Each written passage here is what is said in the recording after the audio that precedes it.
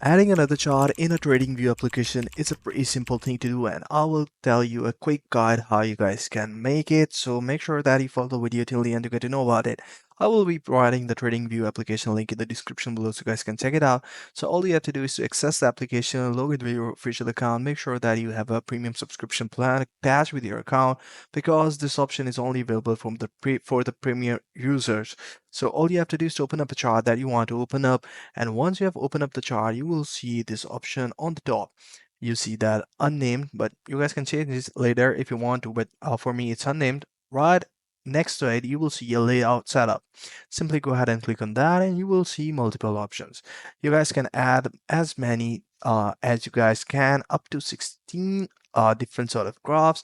If you have a bigger screen, you guys can go for as many graphs as you want. If you want like trading on your mobile phone while watching the screen on a bigger TV. So this is how you guys can do it. But make sure that you have a premium subscription plan because this option only works with it. Because right now I don't have a premium plan. If I just go ahead and click on it, and you will see that it will ask me to go ahead and buy a premium subscription. So this is how you guys can do it. I hope you find this video helpful. Take care. Bye bye.